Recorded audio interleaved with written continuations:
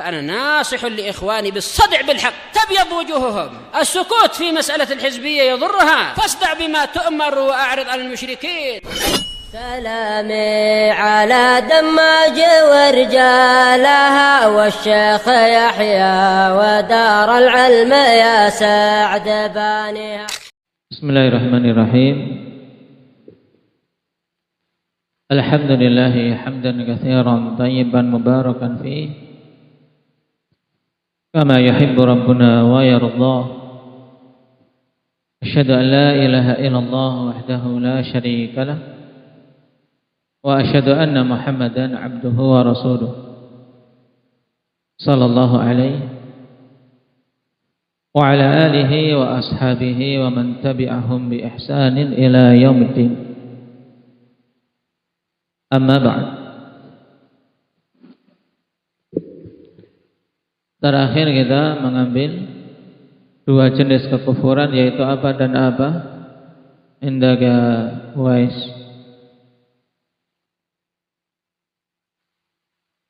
Kufur syak dan kufur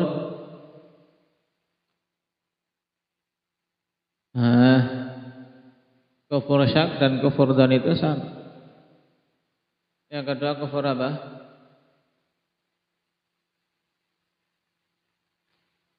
Aba Hamzah. Kufur i'rad. Nah, kufur syak dan kufur i'rad. Nah, yang dimaksud dengan kufur syak itu bagaimana? Abdurrahman.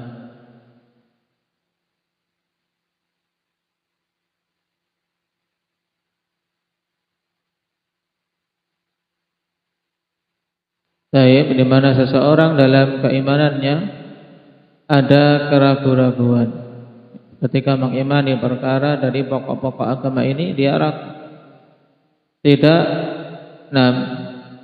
meyakini dengan betul-betul yakin tentang kebenaran apa yang Rasulullah SAW datang dengannya. Baik, dan kufur syak ini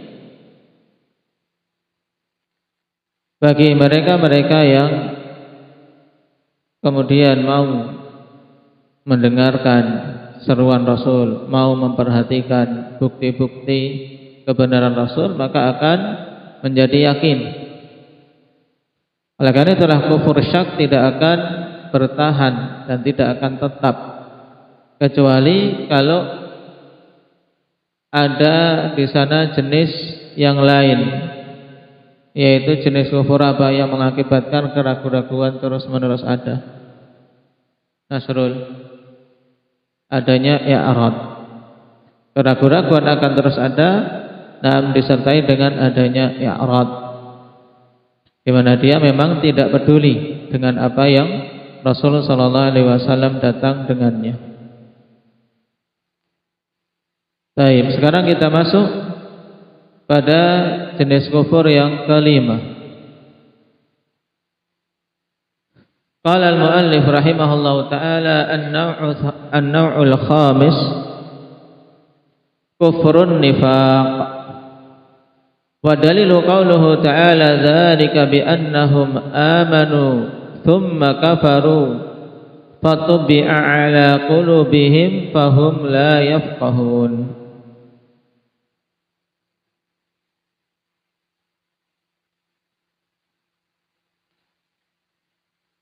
Kufur jenis yang kelima yaitu kufur nifaq, yang hakikatnya sebagaimana disebutkan dalam syarah.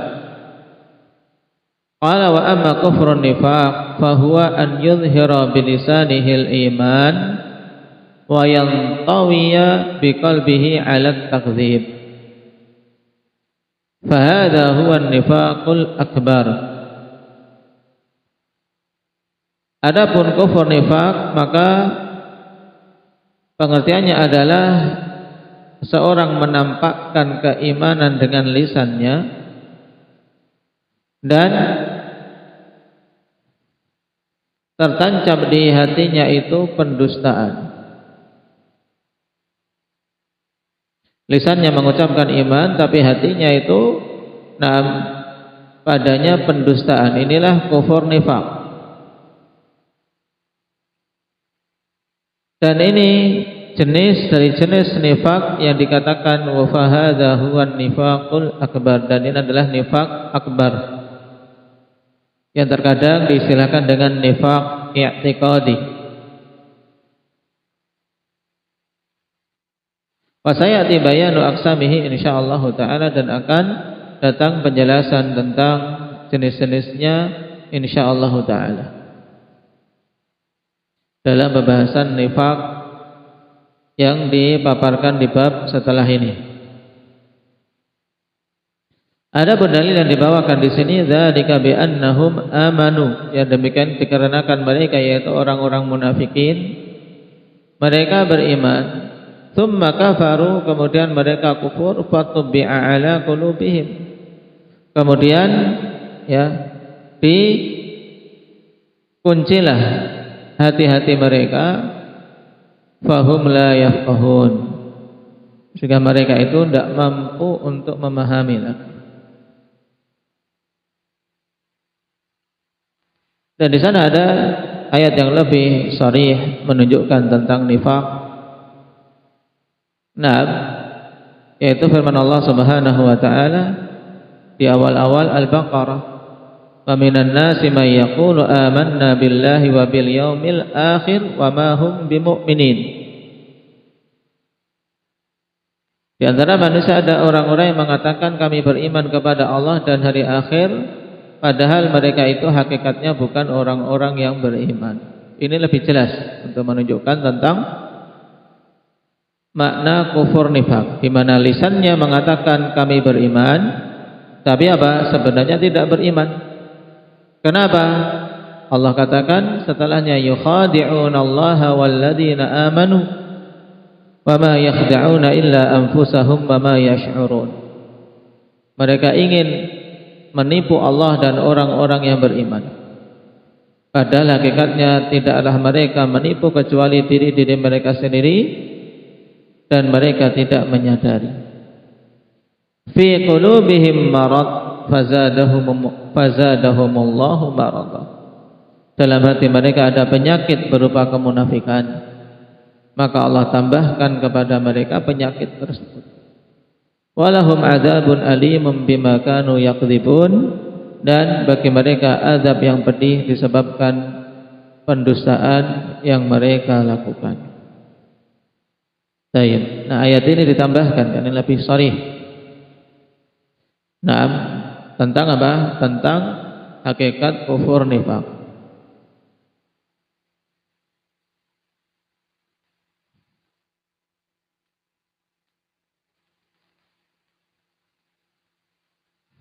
Baik, dan bentuknya akhwan kufur nifaq ini sebagaimana diterangkan dalam pengertian tadi. Nah, menampakkan secara lisan iman, tapi hatinya berisi kekufuran dan pendustaan, tidak mempercayai apa yang Rasul sallallahu alaihi wasallam datang. Berarti hatinya akhwan memang tidak membenarkan. Baik. Tapi penampakan luarnya seakan-akan dia adalah dalam deretan kaum mukminin, seperti kufurnya Abdullah bin Ubay bin Salul dan orang-orang yang bersamanya, mengaku sebagai kaum muslimin tapi menyimpan kekufuran di dalam hati mereka.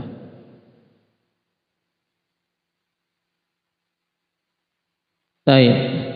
Faidatun mutammimah, faidah penyempurna. Wa kufrul juhudi naw'an, kufrun mutlaqun 'am wa kufrun muqayyadun khas.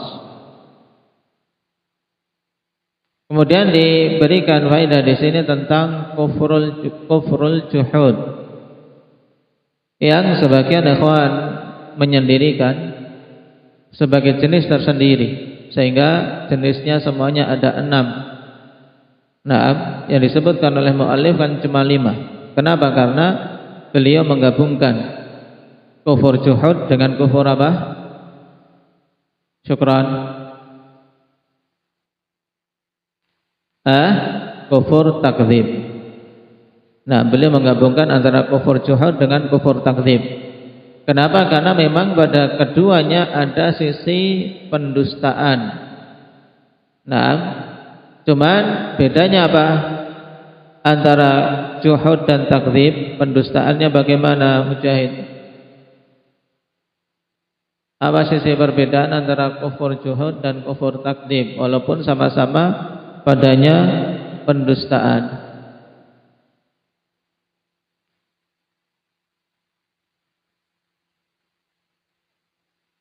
Yang keras, jangan kayak Putri Solo gitu. Hah? Kalau kufur takdzib dia mendustakan secara zahir dan batin. Kalau kufur juhud mendustakan secara zahir walaupun batinnya meyakini. Nah, batinnya meyakini kebenaran tapi zahirnya mereka mendustakan. Nah, juhud ini akhwan, yang jenis kufur juhud ini ada dua jenis. Kufur yang mutlak yang umum, ya, dan kufur muqayyad yang khusus.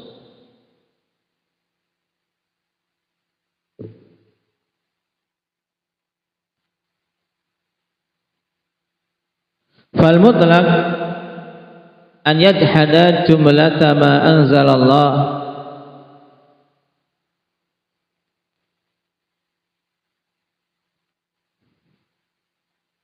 wa irsalahu Rasul sallallahu alaihi wasallam. Ya, kufur juhud yang berupa penentangan berarti. Nah, pengingkaran secara zahir. Dia mengingkari secara zahir walaupun batinnya meyakini. Nah, jenis yang pertama kufur juhud yang sifatnya mutlak. Ya, mutlak dan umum, yaitu maksudnya apa? An yajhada jumlata ma anzalallahu ta'ala. Yaitu dia mengingkari keseluruhan apa yang Allah Subhanahu wa taala turunkan, dan juga mengingkari pengutusan Rasul sallallahu alaihi wasallam. Sedangkan yang khas, wal khasu al muqayyad an yajhada fardan min furudil Islam. Ya, kufur juhud yang sifatnya muqayyad, terbatas dan khusus.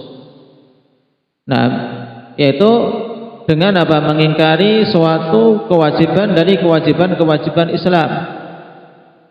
Misalnya, nah, mengingkari kewajiban sholat. Batinnya tahu itu Allah yang mewajibkan. Tapi apa? Lisannya, taib, perbuatannya mengingkarinya. Au tahrima muharramin min muharramati, atau mengingkari keharaman, ya, mengingkari pengharaman dari hal-hal yang Allah Subhanahu wa taala haramkan. Allah mengharamkan khamar, dia ingkari. Taib, menolak. Walaupun tahu ini Allah Subhanahu wa taala mengharamkan.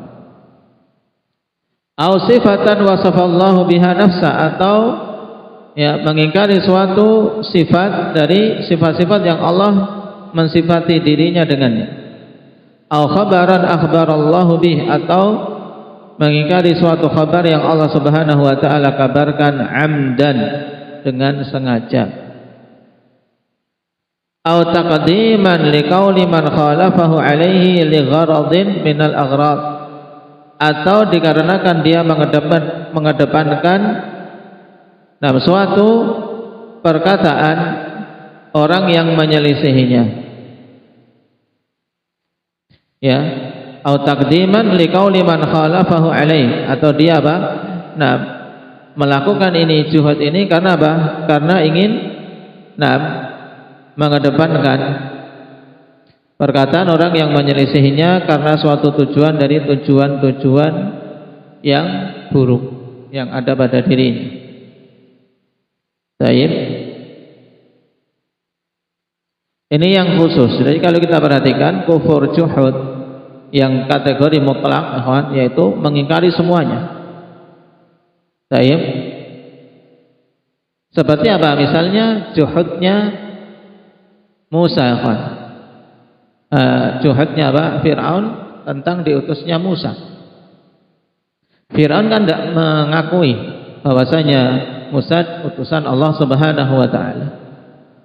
Ini apa? Kufur juhud ya mutlak am. Sedangkan kufur juhud yang apa? Yang muqayyad seperti apa? Seperti orang-orang yang murtad di masa Abu Bakar yang mereka mengingkari kewajiban apa? Kewajiban zakat. Nah,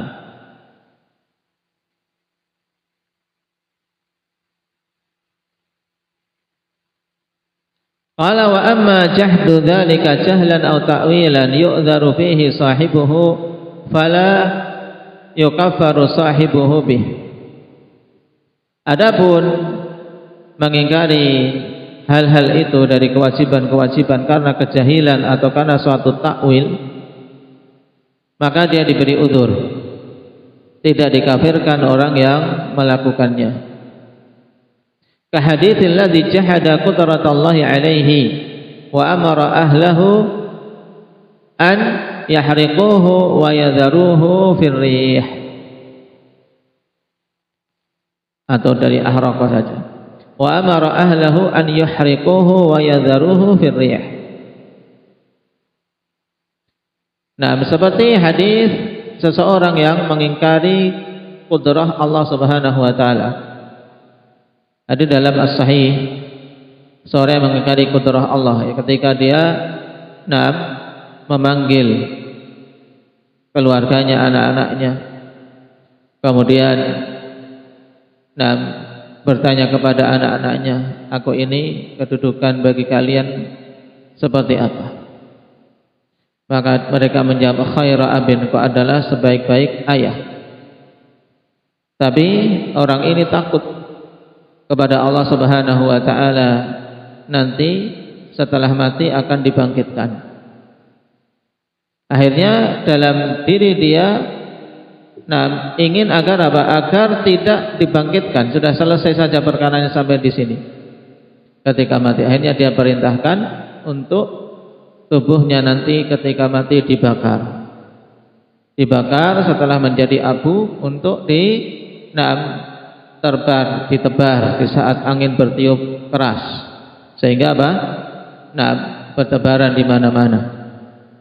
Dengan harapan apa? Dalam benak dia, Allah tidak akan mampu untuk membangkitkan, karena dia sudah jadi apa? Jadi debu, berterbangan ke sana kemari, bagaimana bisa menggabungkan lagi?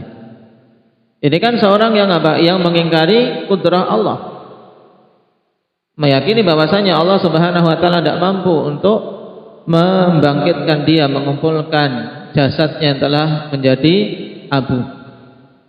Cuman dia lakukan seperti ini bukan karena apa? Karena amdan, dalam artian karena dia bangun di atas ilmu, mengingkari kudrah Allah, tidak, karena kejahilan. Taib, karena kejahilan. Wa ma'a hadza faqad ghafarallahu lahu wa rahimahu li jahli. Ya, bersamaan dengan ini Allah Subhanahu wa taala memberi ampun kepadanya dan merahmatinya. Kenapa? Karena kejahilannya, dia tidak tahu. Syak terhadap kudrah Allah dikarenakan jahil. Idz kana dzalika alladzi fa'alahu mablagha ilmi, sebab yang dia lakukan itulah puncak ilmunya, kawan, untuk bisa selamat dari azab dalam apa yang diketahui. Kalau sudah jadi abu tidak akan dibangkitkan. Walam yajhad qudratallahi ala i'adatihi inadan aw takdziban. Dan dia tidaklah mengingkari kudrah Allah Subhanahu wa taala untuk membangkitkan dia lagi, mengembalikan menjadi hidup kembali. Ya, dia tidak mengingkari kudrah ini dengan landasan inat atau takdzib. Baik. inadan atau takdziban ay maf'ul li ajlihi. Jadi dia tidak mengingkari kudrat Allah Subhanahu wa taala karena inad atau karena takdzib, karena membangkang atau mendustakan, bukan, tapi apa? Dia landasannya karena kejahilan. Kenapa sampai seperti itu? Minta agar dibakar, kemudian abunya ditebar di saat angin yang bertiup kencang, karena itu batas ilmu yang dia miliki. Harapannya agar tidak dibangkitkan. Padahal kalau dia memiliki ilmu, ini perbuatan kufur. Nah, yaitu mengingkari kemampuan Allah Subhanahu wa taala yang Maha Mampu. Baik. Berarti kita selesai dari jenis-jenis kufur akbar. Kemudian sekarang kita masuk pada jenis kufur yang kedua, yaitu kufrul asghar.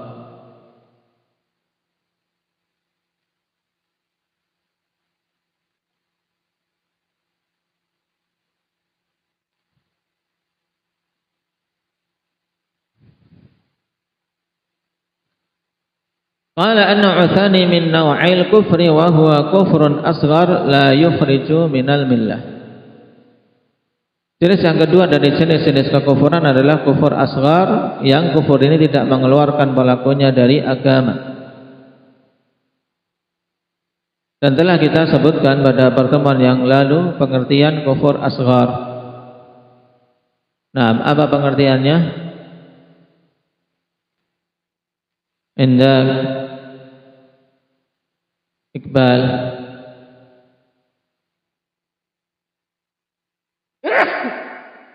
Alhamdulillah.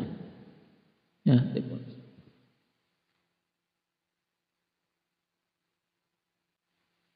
baik.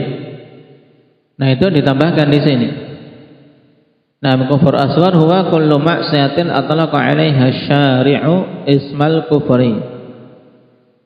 Semua kemaksiatan yang pembuat syariat menamakannya kekufuran. Ma'a baqa'il ismil imani ala amilih, bersama dengan tetapnya penamaan iman atas orang yang melakukannya. Jadi di dalam syariat perbuatan tersebut dinamakan kufur, tapi pelakunya tetap ada padanya keimanan, walaupun tentunya tidak sempurna. Ini kufur asghar. Baik. Kenapa? Karena tidak mungkin untuk dimasukkan jenis kufur akbar yang mengeluarkan pelakunya dari agama. Kenapa? Karena datang dalil-dalil yang menunjukkan bahwasanya kufur asghar bukan jenis kufur akbar. Baik. Nah, kufur asghar ini yang diistilahkan oleh para salaf ikhwan wa huwa kufrun ni'mah. Ini ungkapan para salaf. Nah, terkait kufur asghar, mereka terkadang mengungkapkan dengan kufrun ni'mah, atau juga au kufrun duna kufrin. Nah, atau juga Nabi mereka mengungkapkan dengan kufrun duna kufrin.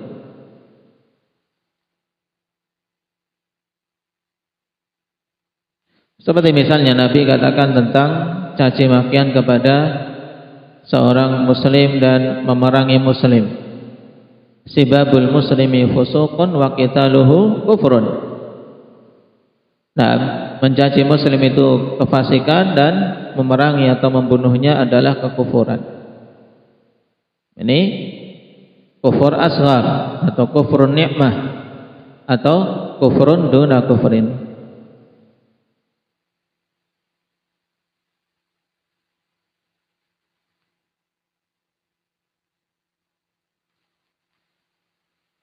Wa dalilu qauluhu ta'ala wa daraballahu mathalan qaryatan kanat aminatan mutmainnatan ya'tiha rizquha raghadan min kulli makan fakafarat bi an'amillah fa'adzaqaha Allahu libasal ju'i wal khawfi bima kanu yasna'un. Dalilnya adalah firman Allah Subhanahu wa taala, wa daraballahu mathalan qaryatan, dan Allah Subhanahu wa taala berikan suatu permisalan dengan suatu negeri. Nah, suatu negeri yang sifatnya dulunya kanat amiratan mutmainnah. Nah, yang dulunya adalah suatu negeri yang amin, yang aman, tentram. Taib, tidak ada ketakutan, tidak ada kekhawatiran orang keluar, masuk, pergi, safar dengan aman. Aminah, mutmainnah. Ya'tiha rizquha raghadan, dan datang rezeki kepada penduduk negeri tersebut raghadan, ai hani'an sahlan, ya. Datang dengan apa? Mudah dan melimpah ruah, banyak.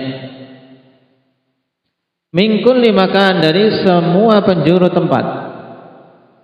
Berarti datang rezeki dengan mudah dari semua penjuru tempat. Fakafarat bi an'amillah, kemudian penduduk negeri tersebut kufur dengan nikmat-nikmat Allah Subhanahu wa taala. Tidak mensyukuri nikmat. Ini untuk menunjukkan tentang jenis kufur nikmat. Seperti penduduk negeri ini, fakafarat bi an'amillah. Taib, kufur dengan nikmat-nikmat Allah Subhanahu wa taala. Fa adzaqaha Allahu libasal ju'i wal khaufi bima kanu yasna'un, maka Allah Subhanahu wa taala timpakan untuk mereka pakaian kelaparan, sehingga ditimpa paceklik, ditimpa kelaparan. Wal khauf, dan juga ditimpa ketakutan.